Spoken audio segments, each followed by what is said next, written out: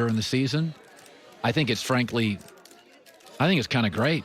I mean, like you see NBA guys moving around all the time. I think it's great to have, maybe the greatest player in our league go to another franchise. I mean, I'll be watching. I mean, if they're on TV and I'm not playing, I'll be watching, Tom. Daryl, Beloit Daily News. Daryl. Hi, Daryl. Is your team good enough to win a Super Bowl? Excuse me, sir? Is the team good enough to win a Super Bowl? Yeah, I don't know. I think it was broadcast. We got to the NFC Championship. I mean, we lost to a great team that led in the fourth quarter of the Super Bowl. I mean, and it was on television. And by the way, I think we got a bunch of tough physical players. I think Matt and I are in a second year. I mean, this organization, we don't lose a lot of games here. We get to the playoffs. So, yeah, I mean, once you're into the playoffs, especially you're in the playoffs and you get a bye or a home field advantage, absolutely we're a Super Bowl contender. Thanks, Aaron. Thanks, Frank. Daryl.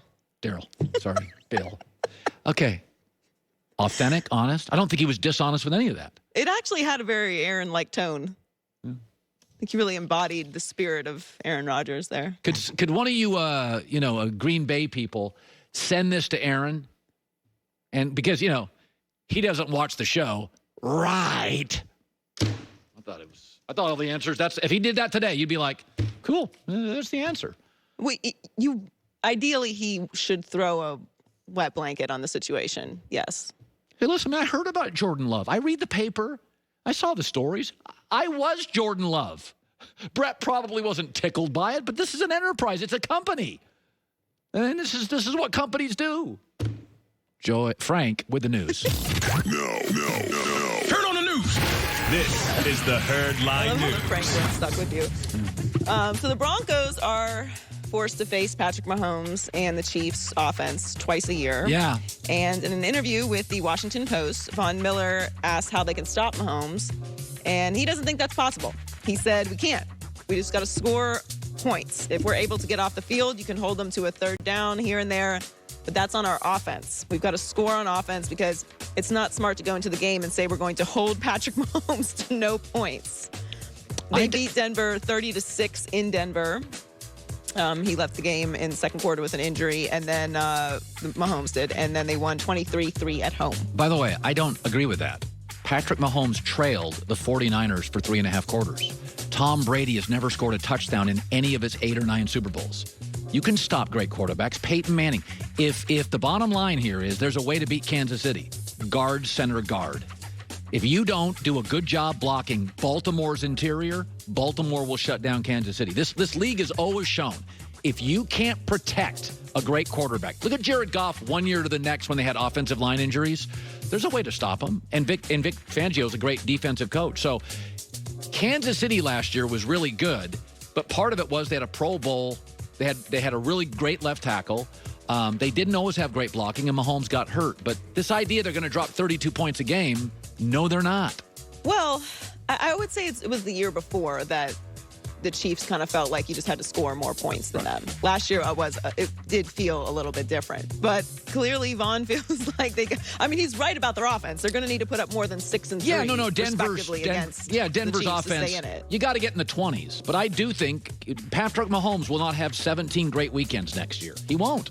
No, but you got to score more than 9 total points against the Chiefs if you're going to stay in the game with them. So the Falcons signed Todd Gurley without getting a chance to evaluate him following a year that seemed to be affected with knee issues. And offensive coordinator Dirk Cutter admitted that they don't really know his status heading into next season. He said the main question that no one seems to know is what's his health status, what's his workload. We're just going to have to find that out once we get here and get him working, get him up and running. He took a pretty significant step back from 2018 to 2019, obviously ending the Super Bowl season run with a disappointing There's always performance in the Super Bowl. I'm not a big fan of mystery. I like to know stuff. There's too much mystery with Gurley. I don't understand the mystery behind it either, because it always felt like the Rams were sort of protecting, but just kind of going a little too far. Like there's nothing wrong. Like it's okay if there's something wrong. Right. Things happen. Like sure. Maybe he is struggling with a lingering knee issue. It's better to have that out in the open than to be like have us in this space where we're constantly questioning what's going on with him. Again, we're not going to know, like Dirk said, until he gets out there and gets running. But it's hard for me to imagine after the way that things have gone. And look, running backs have had incredible comeback seasons and with major injuries been able to rehabilitate and have very long careers. We've seen examples of that. I mean, Adrian Peterson obviously is an incredible example of that.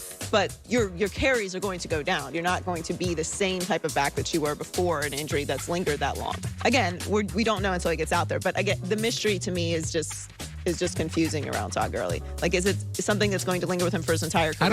I don't like surprise parties. I don't like mystery. I like information. I've never been a fan of surprise parties. You don't like surprise parties? No, I'm not interested. So you would be upset if someone threw you a surprise party? I'd walk right out of the door. I'd say, you guys have a good time. I'm not into this stuff. I'm a big surprise party. Unless there was a big cake. I like cake. I don't like surprises in life. You actually do like cake. You cut massive pieces love of cake. Love cake. Cake and pie. Anytime we have cake or pie here, don't let Colin serve you. I'm pro cake. I've been pro cake my entire life. It'll make you eat it. Finally, George Kittle has plenty of motivation to come back stronger next season after losing the Super Bowl, and he told Albert Breer that it's extremely tough to re-watch that fourth quarter lead over the Chiefs slip away. He said, the more you watch it, the more it sucks. Losing the Super Bowl, it's awful. I don't wish that on anyone unless I'm playing them. But I think it definitely was a teaching moment. Guys are definitely very hungry. We want to get back and win that one. Guys are definitely holding themselves accountable. I think our team's going to come back really well from this. I'm just ready to play football again. I love George Kittle.